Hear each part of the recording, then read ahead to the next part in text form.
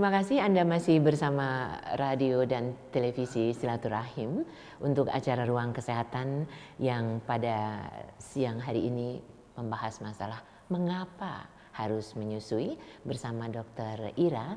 Dan terima kasih juga untuk kerabat kerja yang sudah membantu. Ada Ondi, ada siapa lagi ya, daftarnya nggak ketahuan. Baik, saya lanjutkan kembali Dokter Ira. Pertanyaannya, kalau bayi kuning dok, katanya kurang ASI ya. Padahal saya nggak tahu loh dari Bu Linda di Batam. Iya. Jadi gini Bu Linda, 60% bayi lahir normal, cukup bulan maksudnya ya, itu akan kuning.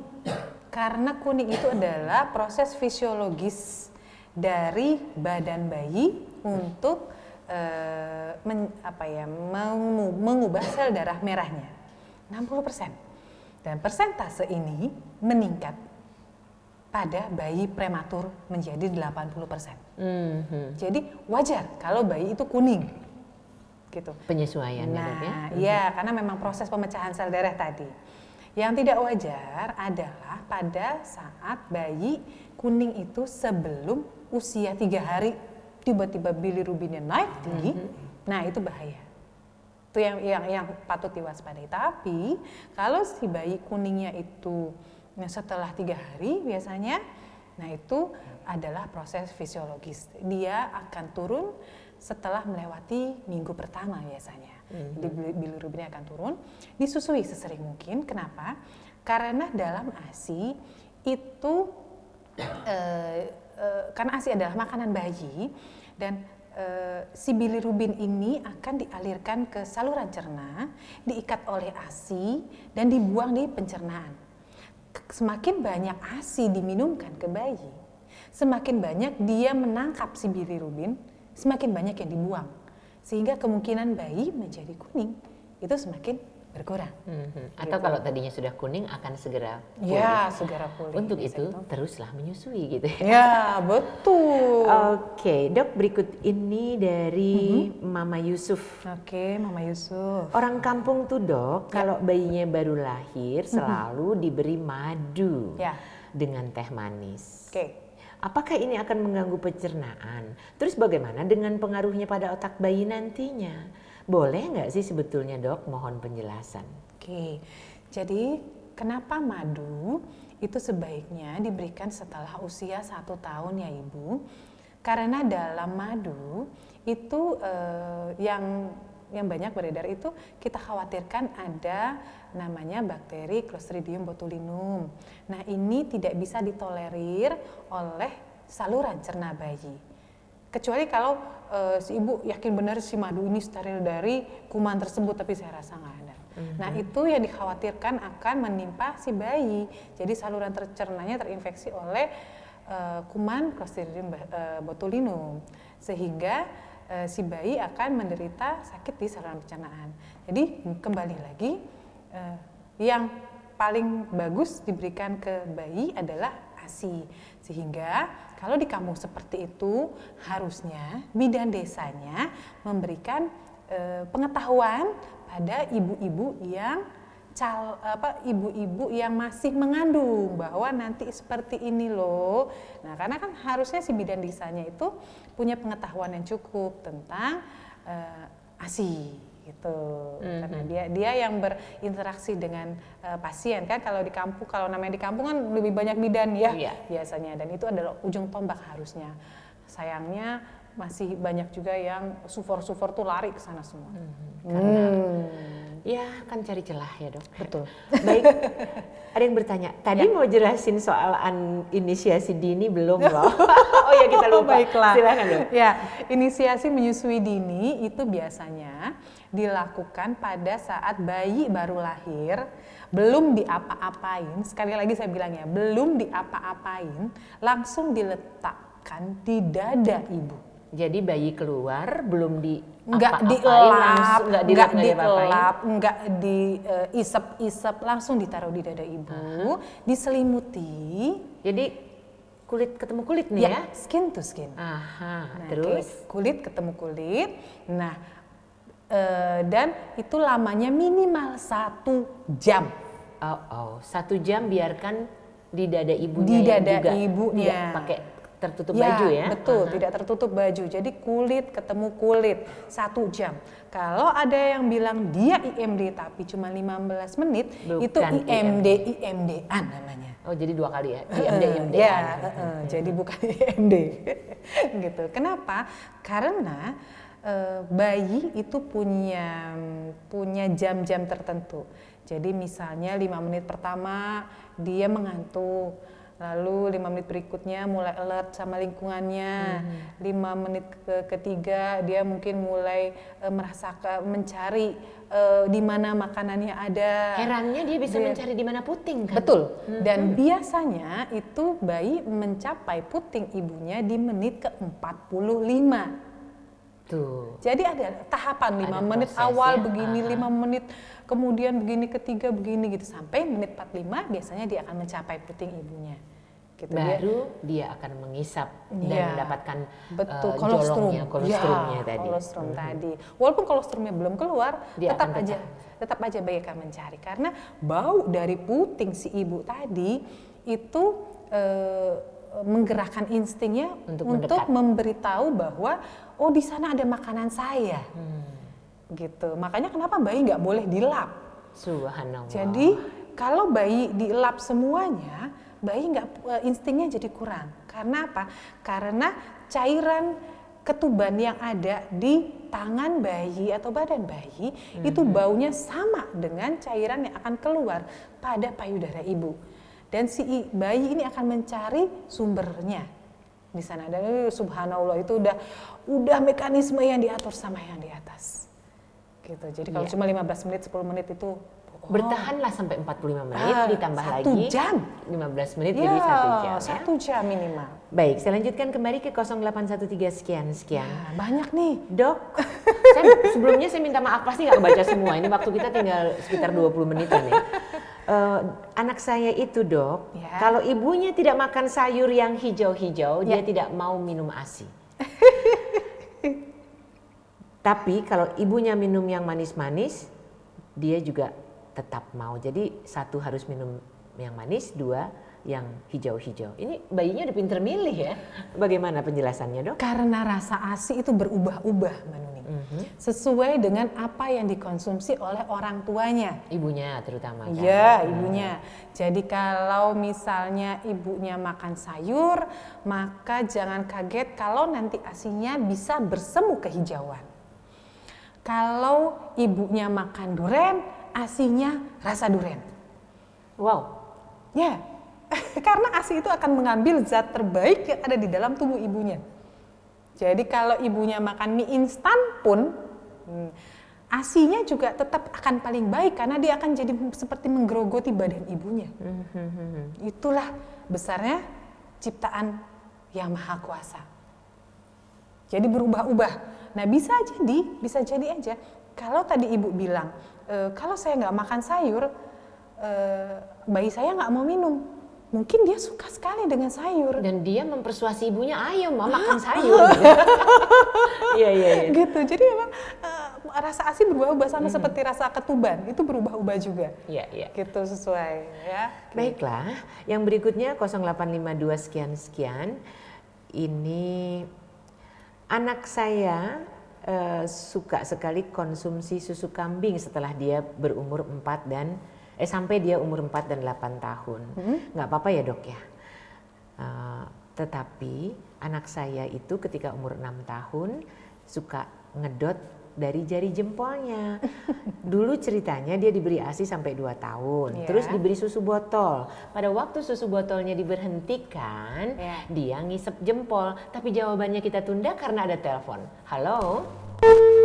Ya mati kalau gitu jawabannya. Sudah. Apakah ketika susu botolnya dihentikan lantas dia ngisap jempol itu proses yang wajar atau apa harus bagaimana ini? Jadi kalau fase oral itu habisnya biasa di usia 2 tahun. Makanya kenapa sebaiknya ASI juga sampai 2 tahun. Karena memang fasenya setelah itu adalah fase anal biasanya.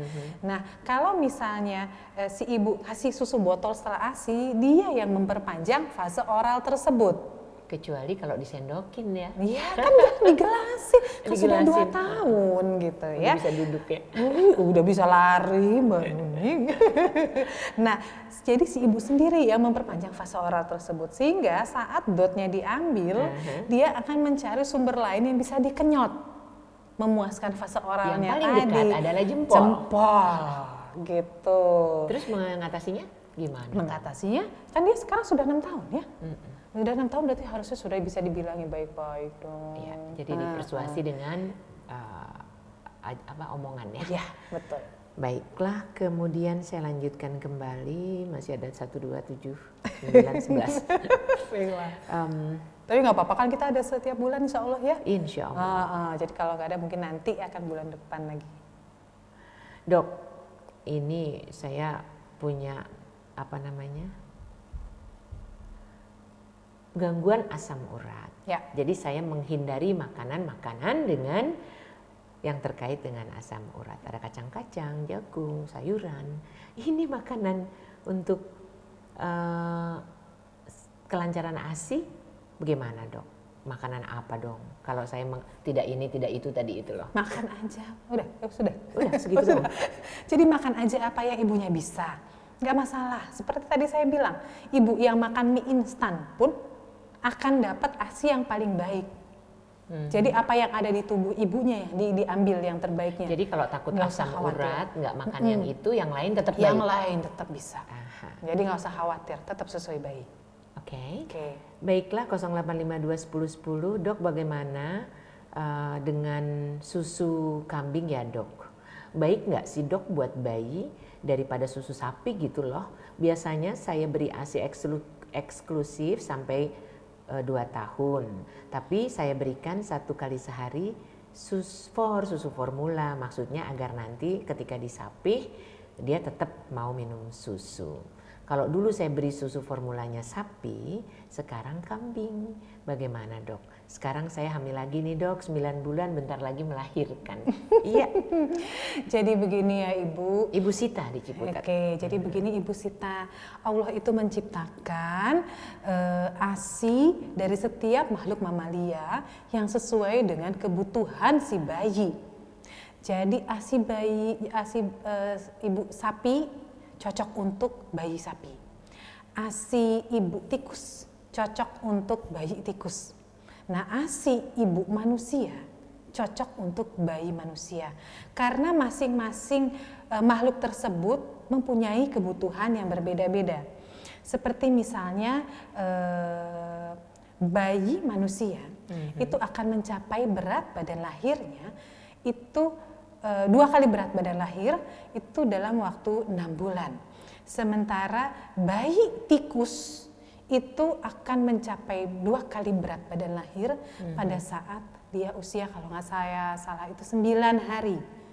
Dari si bayi tikus itu? Ya, 9 hari. Jadi masing-masing berbeda. Nah ASI ini, ASI si ibu tikus dan si ibu manusia itu dia akan memenuhi kebutuhan si bayinya itu tadi sendiri. Jadi kalau misalnya bayi dikasih susu kambing itu kurang tepat karena memang susu kambing cocoknya untuk bayi kambing. Nah, tapi nanti setelah saya kasih itu supaya setelah disapih anak saya masih tetap minum susu gitu ya. Nah, sebenarnya kalau dari resolusi WHO setelah 2 tahun itu tidak perlu susu. Makanya ada dari WHO itu memberikan panduan umum gizi seimbang untuk anak, tidak 4 sehat 5 sempurna lagi. Kalau dulu kan 4 sehat 5 sempurna, yang kelima ada penyempurnanya adalah susu ya.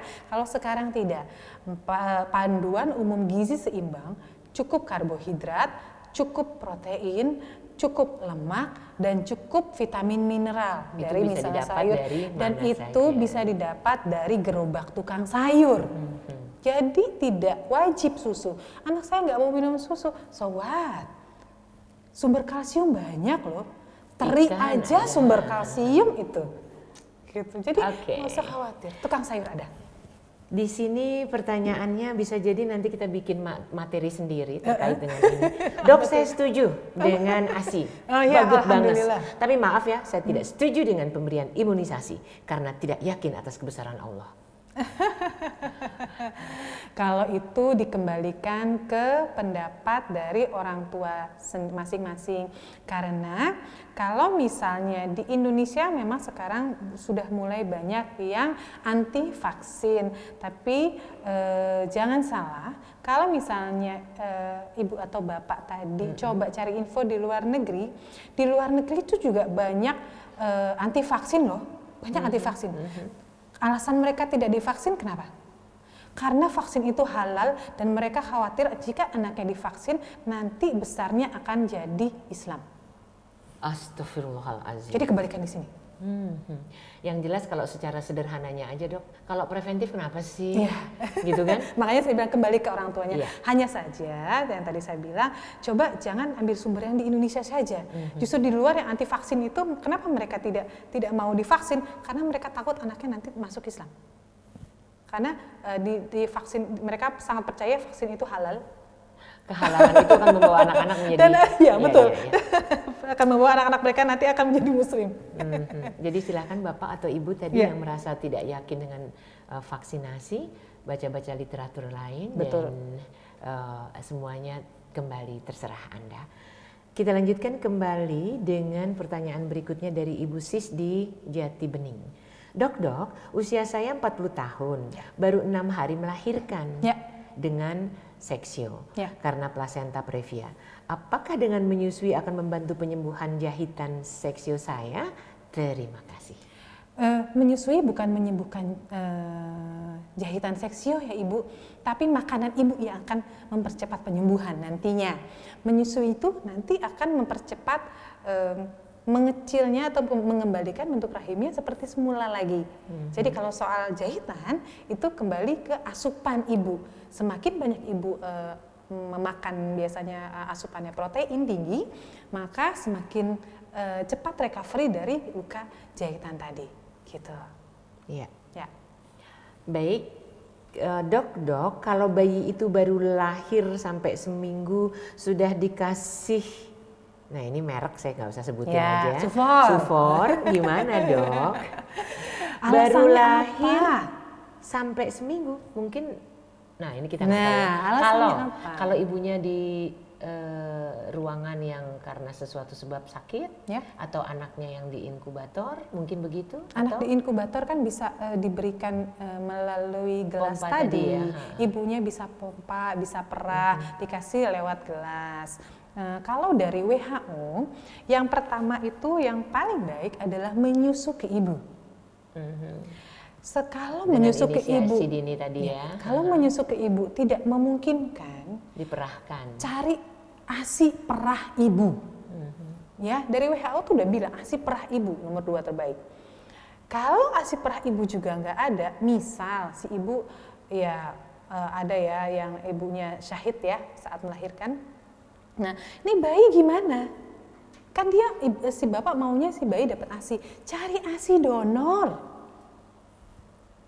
Bahkan di dalam Al-Quran pun sudah ada ketentuan kalau nggak bisa mencari, tidak bisa menyusui, carilah ibu susu.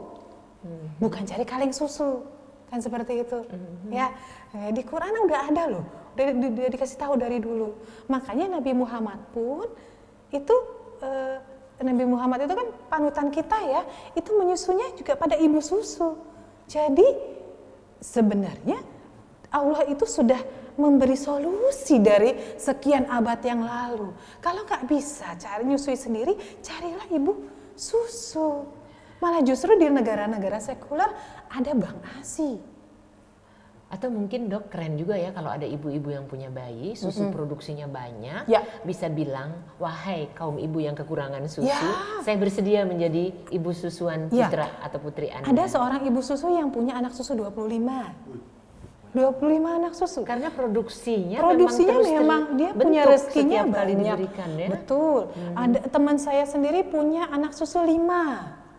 Gitu. Yang penting catat siapa anaknya, ada di mana, agar karena mereka kan kalau satu susuan katanya nggak boleh ya. Nah, jadi saudara sepersusuan. Jadi sudah diatur semuanya itu ya.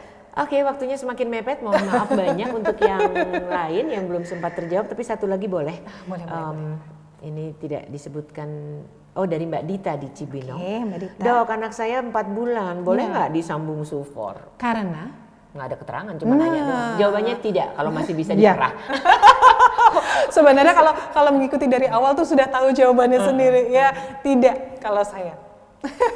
Bukan cuma kalau saya. Sebenarnya semua dari WHO, dari agama tidak, dari WHO juga tidak. Terus alasannya dikasih sufor itu apa? Itu. Oke, kalau jadi jawabannya itu, dan untuk yang terlambat silahkan Dokter Ira kita rangkum resum bahasan kita mengenai mengapa harus menyusui. Oke, bismillahirrahmanirrahim. Kenapa seorang ibu tuh harus menyusui? Karena pertama memang sudah fitrahnya memberikan yang terbaik buat anak kita supaya nanti bisa menjadi manusia SDM yang cerdas dan berkualitas tinggi. Kemudian ASI itu juga banyak sekali manfaatnya bagi bayi, juga bagi ibu, bagi sosial, bagi tempat kerja, juga bagi negara. Semua itu sudah kita bicarakan tadi, banyak sekali benefitnya. Dan tidak perlu disambung susu sambung atau susu formula ya, karena memang ASI itu akan mencukupi kebutuhan bayi sesuai dengan tahapan-tahapannya. Kemudian kalau ingin menyusui hingga 2 tahun itu sangat perlu dukungan dari Pahmud, Mbak Nuning. Jadi nggak bisa sendirian. Ya? Jadi butuh bantuan dari papa muda. Boleh pijat-pijat punggung, boleh bikinin susu coklat, atau misalnya cariin makanan yang enak, boleh. Atau bantu-bantu cuci piring, jadi biar si ibunya bisa nyusuin, boleh. Jadi nggak hanya tanggung jawab dari si ibu, butuh bantuan dari suami, support yang sangat tinggi, juga dari lingkungan sekitar, agar si ibu bisa menyusui dan memberikan hak bayi, itu hak bayi selama 2 tahun. Seperti apa yang kita ketahui, perintah dari agama, juga dari hasil penelitian. Mudah-mudahan jika semakin banyak ibu-ibu yang mau menyusui bayinya lagi, sudah mendapatkan pencerahan, bisa mendapatkan, nanti Indonesia bisa mendapatkan sumber daya manusia yang sangat berkualitas gitu. Mungkin itu saja kali ya Menuni ya. Iya. Terima kasih ini. Dokter Ira atas pencerahan dan persuasinya pada siang hari ini. Jadi ikhwan akhwat, mari kita berikan anak-anak kita, produk rahim kita, air susu yang disiapkan oleh tubuh kita agar mereka menjadi generasi yang sehat lahir batin, siap untuk membangun bangsa dengan karakter yang luar biasa. Sekali lagi terima kasih untuk kebersamaan ini. Kembang Turi dari Bekasi, mari berikan bayi kita ASI. Baik, kita jumpa kembali lain waktu. Assalamualaikum warahmatullahi wabarakatuh.